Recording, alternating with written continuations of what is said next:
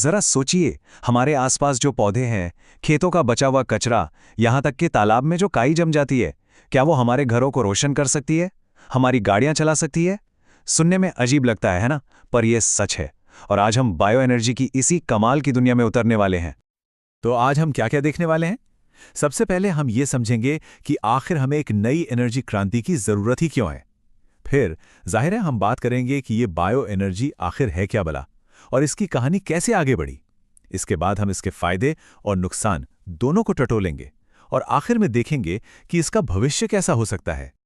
देखिए, पूरी दुनिया आज एक बड़ी खोज में लगी है। पेट्रोल, डीजल, कोयला यानी फॉसिल फ्यूल्स का कोई विकल्प मिल जाए, और ये खोज सिर्फ कोई टेक्निकल मजबूरी नहीं है, ये हमारे आने वाले कल को बेहतर बनाने का एक वादा है। और इसी बड़ी खोज में बायो एनर्जी एक बहुत ही अहम किरदार बनकर उभर रही है। एक मिनट के लिए सोचिए, हजारों साल पहले हमारे पूर्वज क्या करते थे? आग के लिए लकड़ी जलाते थे, है ना? ये दुनिया का सबसे पुराना एनर्जी सोर्स है।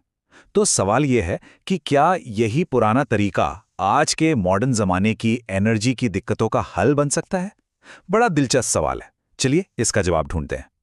तो आखिर ये बायो एनर्जी है क्या? इसे समझने का सबसे आसान तरीका पता है क्या है? इसे प्रकृति की बैटरी समझिए। जी हाँ, एक ऐसी बैटरी जिसे सूरज हर रोज चार्ज करता है और हम बस उस चार्ज की हुई एनर्जी का इस्तेमाल करते हैं। कितना सिंपल है।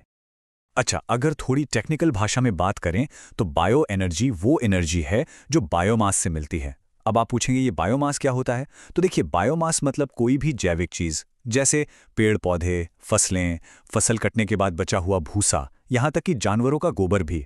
मतलब कुछ भी जो जिंदा था या जिंदा चीजों से आया है। और इसकी सबसे अच्छी बात क्या है? ये रिन्यूएबल है, मतलब ये खत्म नहीं होगा, हम इसे बार बार उगा सकते हैं।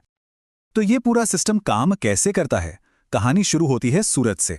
पौधे क्या करते हैं? वो फोटोसिंथेसिस के जरिए सूरज की रोशनी को पकड़कर उसे केमिकल एनर्जी में बदलकर अपने अंदर स्टोर कर लेते हैं, है ना? फिर हम इंसान इसी बायोमास को, मतलब इन्हीं पौधों को या उनके बचे हुए हिस्सों को लेते हैं और उसे बिजली में, गर्मी में या फिर गाड़ियों में डालने वाले फ्यूल में बदल देते हैं।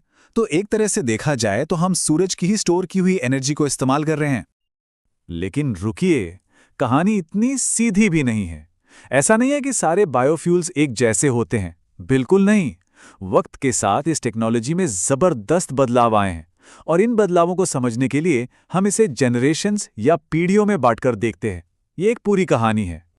और ये जो जनरेशन्स में बांटना है ना, ये हमें ये समझने में मदद करता है कि कैसे हमने शुरू की गलतियों से सीखा और धीरे धीरे बेहतर और ज्यादा सस्टेनेबल तरीकों की तरफ बढ़े। तो चलिए इन जनरेशन्स की कहानी देखते हैं। सबसे पहले आई फर्स्ट जनरेशन। इसमें क्या हुआ? हमने मक्के और गन्ने जैसी खाने वाली फसलों से फ्यूल बनाया, लेकिन इससे एक बहुत बड़ी बहस छिड़ गई कि भाई पेट भरे या टंकी, मतलब खाना बनाम ईंधन वाली बहस। फिर आई सेकंड जनरेशन। इसमें हमने घास, लकड़ी के टुकड़े, मतलब ऐसी चीजें इस्तेमाल की जिन्हें हम खाते नहीं हैं। ये अच्छा था, पर इसे फ्यूल में बदलना बहुत मुश्किल और महंगा था। इसके बाद आई थर्ड जनरेशन, जो एलजी यानी काई पर फोकस्ड है। इसकी खास बात यह है कि ये बहुत बहुत तेजी से बढ़ती है। और चौथी पीढ़ी, अरे वाह, ये तो सीधा किसी साइंस फिक्शन फिल्म से निकली लगती है। इसमें ऐसे पौधे बनाए जाएंगे जिन्हें सूरज की रोशनी को सीधा लिक्विड फ्यूल में बदलने के लिए जेनेटिकली इंजीनियर किया जाएगा। और एक बहुत ही कमाल की बात देखिए, जैसे जैसे हम एक जनरेशन से अगली पर जा रहे हैं, फ्यूल उगाने के लिए ज़मीन की ज़रूरत भी कम होती जा रही है।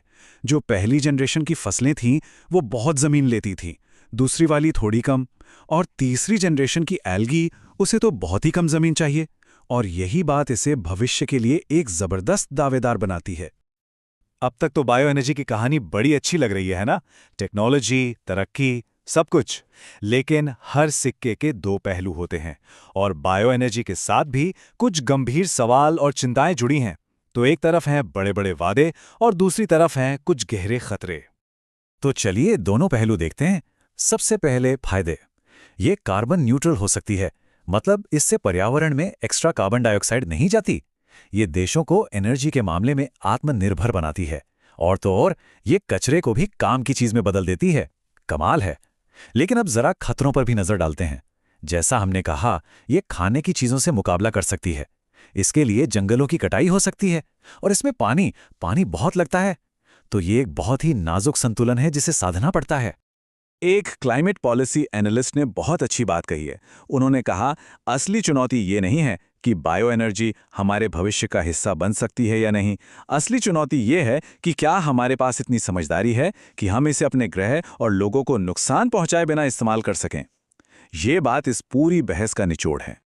अगर हम आज देखें कि हमारा बायोमास आता कहाँ से है, तो करीब 45% खेती से और 40% जंगलों से आता है।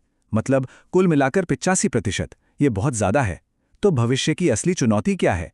चुनौती ये है कि हम शहरों से निकलने वाले कचरे जैसे दूसरे सोर्सेस का इस्तेमाल कैसे बढ़ाएं ताकि हमारी निर्भरता खेती और जंगलों पर कम हो।